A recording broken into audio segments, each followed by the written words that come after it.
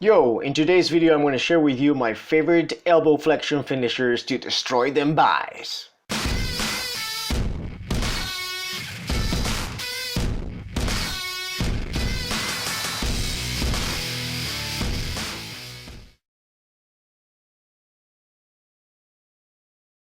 Hey, what's the crack, my happy face pullers, your host T-Tox, certified personal trainer trying to change people's lives for the better through strength and fitness.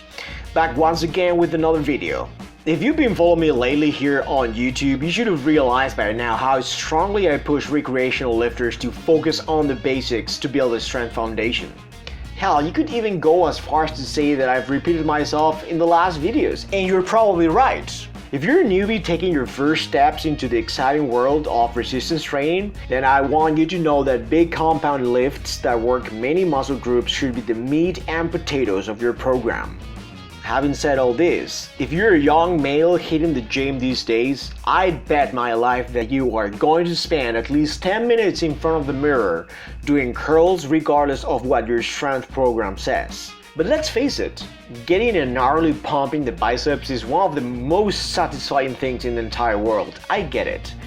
But given the choice now, I would trade all those countless curls for more of my time focusing on getting stronger in bigger upper body exercises like the bench press, pull-ups, rows, dips, the overhead press, etc.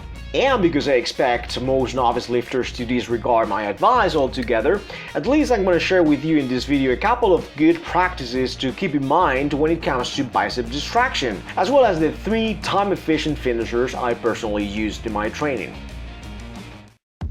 Rule number 1 is to perform curls, which is a single joint exercise, towards the end of your workout. As I mentioned before, you are much better off spending the majority of your time and energy doing multi-joint exercises. The 3 clear advantages these type of exercises have over, let's say, curls is that first, they recruit more muscle fibers across much larger areas of your body, so the level of muscle breakdown that occurs is going to be more severe. This is exactly what you want if your goal is to get bigger and stronger. 2. Because you're using more muscles, you're going to be able to use much heavier weights. That's why you can do curls with the same load as squats or deadlifts. Following this, a heavier resistance is going to allow you to create a much greater mechanical tension, which is one of the 3 pathways to hypertrophy gains. And third, heavy multi-joint exercises like pull-ups, rows, squats, bench press, or deadlifts are going to produce a hormonal response in your body that is more conducive to muscle synthesis in the following days, provided optimal nutrition, hydration, and recovery is in place. But then you might be asking yourself this: if compound lifts are so much better than single joint exercises, why would I ever do them in the first place? Well, we can't completely disregard smaller exercises because oftentimes total tension in big lifts gets dissipated across much larger muscles. What's more, some muscle groups tend to take over in specific movements. 2 good examples of this happening would be the upper back complex and especially the latissimus dorsi during pull-ups, or your upper body and especially the pectoralis major during the bench press. Biceps and triceps get good stimulation during these 2 lifts for sure, but not to the extent to which maximum muscle growth can occur. For these reasons, it would be wise to include single joint exercises to ensure that we target areas more specifically and thus avoid weak points.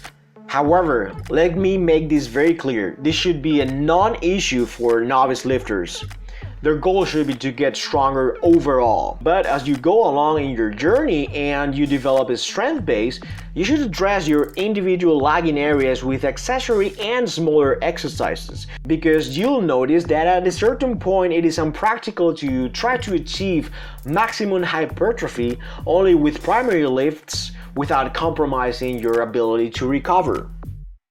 Alright, onto the bicep finishers I personally use. These 3 employ different approaches and favor 2 out of the 3 pathways for hypertrophy. The first one is focused on metabolic stress, the second one is more geared towards muscle damage, and the third one is a nice mix between the 2. As I mentioned in the video, mechanical tension should have been achieved through big compound lifts. The first finisher is the set extending method using hammer curls. This finisher seeks to maximize metabolic stress by extending the set in a fatigue state. Let's say that you're holding 20-pound dumbbells in each arm. When you curl the two dumbbells at the same time, you have to produce a force greater than 40 pounds total to lift the weights. You might be able to do this for 12 reps. And then what? Do you stop? I'd say no. Give yourself a 5-second breather and continue to curl the dumbbells, but now only one at a time. By alternating arms, you only have to produce a force greater than 20 pounds total to lift the weight, which is half the work you had to do at the start. And what's more, the arm you are not curling is getting a 2 to 4 second rest. This is long enough for your arms to keep on going. However, not enough time passes in between alternating reps for the lactic acid to dissipate completely in the muscle. That way you can cause further metabolic stress in the area. This style of curling is going to produce the so-called burning sensation that we typically feel when we drive metabolic stress to a point of discomfort. A word of caution, this training method is better suited for single joint exercises as it is acutely fatiguing for the muscles being worked. If you were to do this with big compound lifts, you will certainly compromise your ability to recover, not to mention that the chances of you getting injured would skyrocket. The second finisher I want to show you today comes from the calisthenics world. Eccentric ring curls rely on your own body weight as the load you have to resist. And notice that I've used the word resist and not overcome. This is so because this exercise is performed exclusively in the eccentric part of a curl. You are not trying to curl your body back up into the initial position, which would constitute the concentric portion. We skip that. Instead, after spending 5 to 6 seconds in the lowering phase, you exit the bottom by using your legs and then proceed to reset your position. The key in this eccentric focus exercise is to yield to gravity in a slow and controlled manner. If you come from a more traditional gym environment, this exercise is going to seem a little bit strange to you. But if you think about it, all you're doing is to force yourself to spend more time in the phase where the muscle lengthens, which is when more muscular damage occurs during a given exercise. Bear this in mind as you are very likely to experience great levels of DOMS within the next 24 to 36 hours. Eccentric curls with a set of rings are great to produce enormous muscle damage in your biceps, but it's also very easy to mess up the intensity and being inconsistent with it because the compensations the body will want to do when fatigue kicks in. So make sure to keep your body in a straight line as you go down. Sticking your butt out would decrease the load.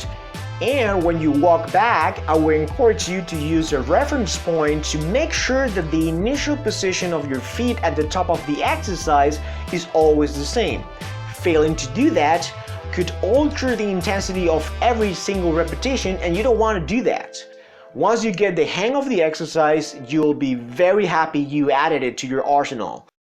And lastly, a rest-pause method supinated curls on an incline bench. First, you want to do this exercise either on an incline bench or lying against the wall with a degree of inclination.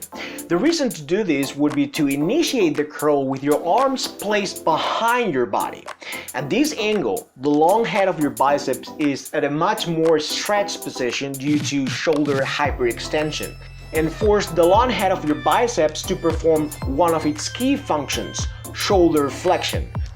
The deeper stretch is going to cause more micro tears during the lengthening of the biceps as you lower the weight. Furthermore, this incline position manipulates the strength curve of the exercise and makes the curl harder at the initial portion of the lift.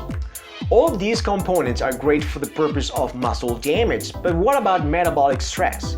The answer is the rest-pause method again.